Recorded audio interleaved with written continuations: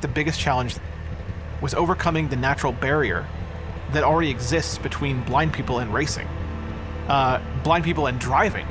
I'm one of those people, you know, I've never driven a vehicle, I've been blind all my life, so Forza is a AAA simulation racing style game.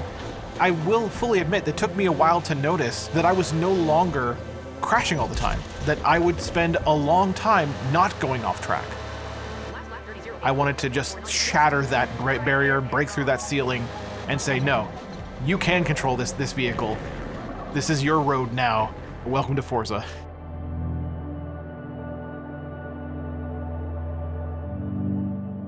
My name is Brandon Cole. I'm a professional accessibility consultant, specifically a totally blind accessibility consultant. The basic description of what I do is I work directly with video game developers to take a look at their game and then help them turn that into an experience that is accessible to the totally blind, so they can have at least equivalent experiences to that of the sighted. There's definitely a lot of challenges with working on a racing game. Most blind people have been in vehicles but have never driven one. That's who we have to design for. We have to design for people that, again, have never played a racing game before.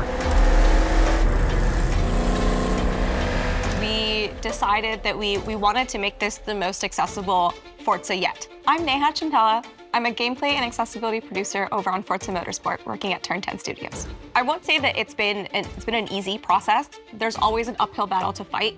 We're trying to do things that no one has ever done before, and we are trying to balance that with all the other gameplay priorities. We really wanted to focus on just accessibility overall for our title and leverage all the tools and resources we had on our plate so that we could take this just to the next level. We really believed in the sentiment of working with our community from the very beginning. The idea was that we wanted to bring the racing experience to the blind player. I'm Todd Helsley. I'm the senior sound supervisor for Forza Motorsport.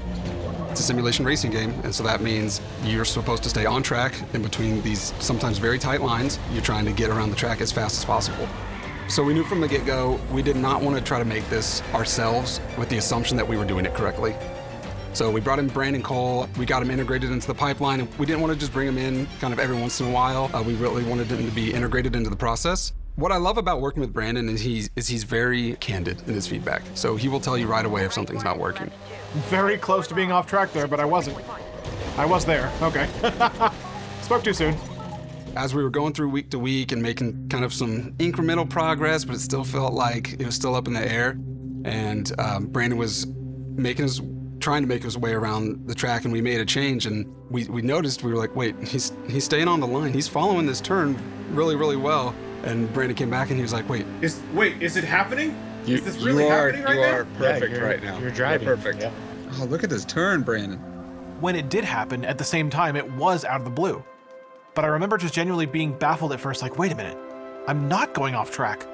Wait a minute, I just made that turn. To get to a point where you're not crashing all the time, it felt like the gap had been bridged. That was a real, you know, I talk about accessibility being breaking barriers, and that I think is the point where the barrier broke. And we cruise to the end of the lap. Woo! Even watching Brandon go on the track for the very first time was a sight to see. Knowing that we had been able to make something that we had thought impossible possible was very cool. I think the centerpiece is the steering guide. The steering guide will pan your car engine noise and your tire sounds to either left or right based on the direction you have to turn.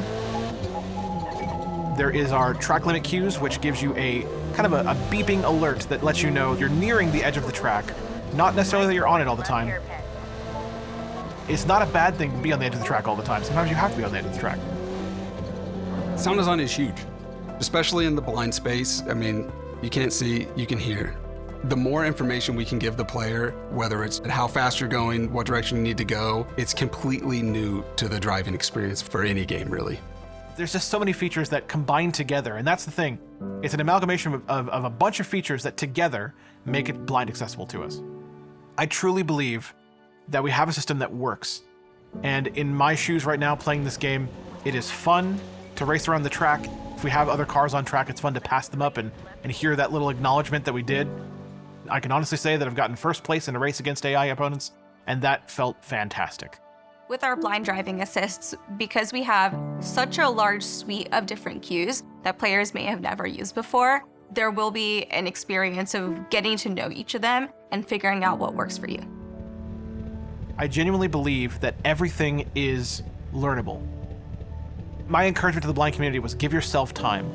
It may not go exactly as you want it to at first, but you can learn the tracks based on the cues we have here. It might take a lot of learning to get there, but it really does work. Hey, other blind person, I offer you control.